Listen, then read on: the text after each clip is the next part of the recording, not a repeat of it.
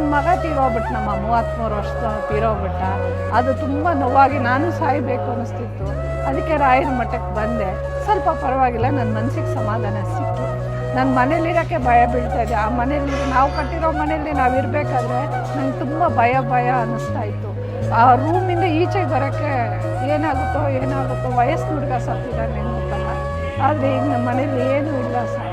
ನಾನು ಖುಷಿಯಿಂದ ಇದ್ದೀನಿ. ಮಗನ ಕಳ್ಕೊಂಡಿದ್ದೀನಿ, ಅವ್ನು ನೆನಪಿದೆ. ಆದರೆ ಏನು ಮಾಡೋದು ಹೇಳಿ, ನಮ್ಮ ಹಣೆ ಬರ ಅಷ್ಟೇ.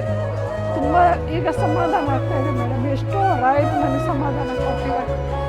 ಮೊದಲು ಬದುಕಲೇಬಾರ್ದು ನಾನು ಅಂದ್ಕೊಂಡಿದ್ದೆ. ಈಗ ಇನ್ನೊಬ್ಬನ ಮಗ ನೋಡಿ ಅವ್ರಿಗೋಸ್ಕರ ನಾನು ಬದುಕಬೇಕು ಅಂತ ಅನ್ಕೊಳ್ತಾ ಇದ್ದೆ. ನನಗೆ 2 ವಾರದಲ್ಲಿ ಫಸ್ಟ್ ವಾರ ನನ್ನ ಸಂಕಲ್ಪ ಆಯಿತು. ಇನ್ನೊಂದು ವಾರ ಬಂದು ನಾನು ಪ್ರದಕ್ಷಿಣೆ ಎಲ್ಲ ಮಾಡಿದೆ. 2ನೇ ವಾರದಿಂದಲೇ ನನಗೆ ಒಂದು ದಾರಿ ತೋರಿಸಿದ್ರು. ಏನು ಕಷ್ಟ ಇರುತ್ತೆ ದೇವ್ರ ಹತ್ರ ನನ್ನ ಸ್ಮರಣೆ ಮಾಡ್ಕೊಂಡು ಸೇವೆ ಮಾಡ್ತಾ ಇದ್ದರೆ ನನಗೆ ಯಾವುದಾದ್ರೂ ಒಂದು ದಾರಿನ ತೋರಿಸಿದ್ದಾರೆ. ಬದಲಾವಣೆ ಅನಿಸಿದೆ. ನಮ್ಮ ಮನೇಲೆಲ್ಲ ಸ್ವಲ್ಪ ಶಾಂತವಾಗಿರ್ತಾರೆ. ಮೊದಲೆಲ್ಲ ಕಚ ಅಂತ ಇದ್ರು. ಈಗ ಪರವಾಗಿಲ್ಲ, ಎಲ್ಲ ನೆಮ್ಮದಿಯಾಗಿದ್ದೀವಿ. ನಾವು ಕೆಲಸದ ಬಗ್ಗೆ ಒಂದು ಇದು ಮಾಡಿದ್ದೀವಿ. ಬಿಸ್ನೆಸ್ ಬಗ್ಗೆ ಸ್ವಲ್ಪ ಇಂಪ್ರೂವ್ಮೆಂಟ್ ಕಾಣ್ತಾ ಇದೆ.